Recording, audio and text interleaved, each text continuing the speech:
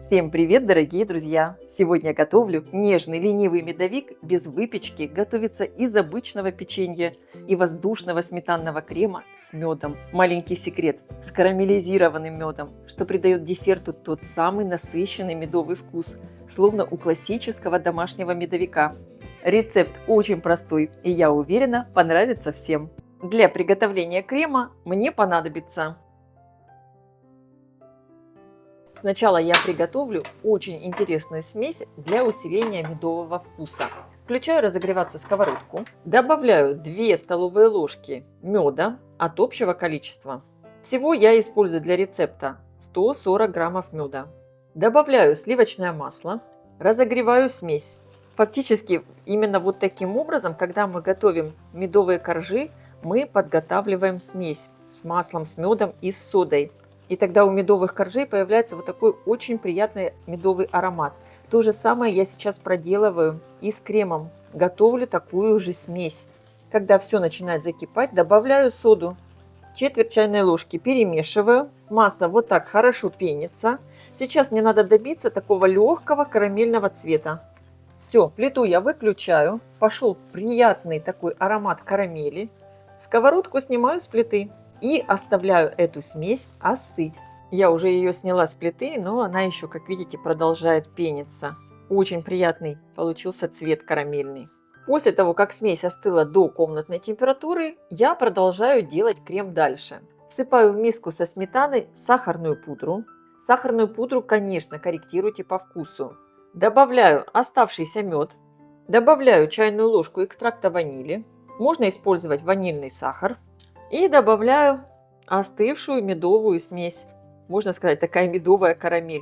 Она просто теплая, не горячая. И хорошо все перемешиваю венчиком. Для рецепта я использую жирную сметану, 30%.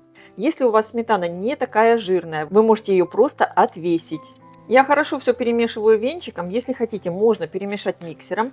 Сейчас есть здесь маленькие такие вкрапления медовой карамели. Они очень мягкие, они не плотные. Просто хорошо все перемешиваете дальше, и они сейчас разойдутся в креме.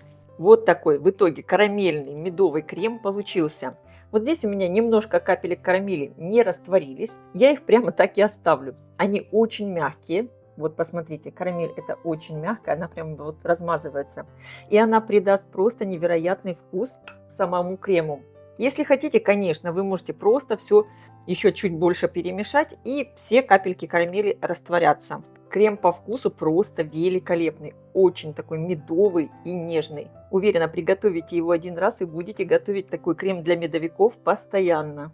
По желанию можно еще приготовить пропитку для печенья. У меня здесь 100 мл молока.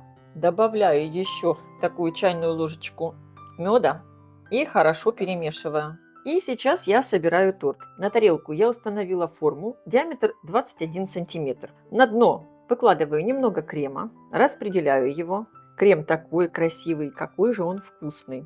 И теперь печенье быстро окунаю в молоко с медом и выкладываю сверху.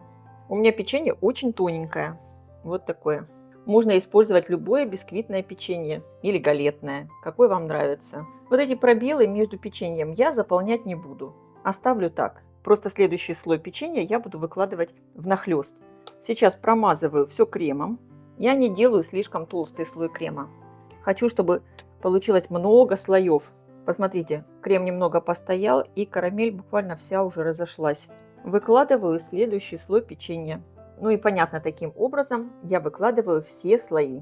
Повторяю все точно так же. Я сейчас выкладываю последний, 7-й слой печенья. Выкладываю крем. На верхний слой я оставила чуть больше крема. Как видите, крем постоял, и карамель фактически вся в нем растворилась. Он получился такой воздушный, нежный, просто великолепный.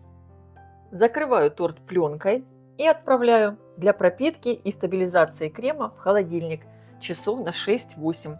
Можно оставить его в холодильнике на ночь. Торт я достала из холодильника и сейчас извлеку его из формы. Аккуратно пройдусь ножичком по краю формы и снимаю кольцо. Вот такой шикарный тортик получился. И, конечно, сейчас его надо украсить. Делаем это, как обычно, со всеми медовиками. Я сейчас просто немного разглаживаю лопаткой бока торта и можно пригладить немного вверх, чтобы крошка хорошо прилипала. Выкладываю в блендер немного печенья, измельчаю.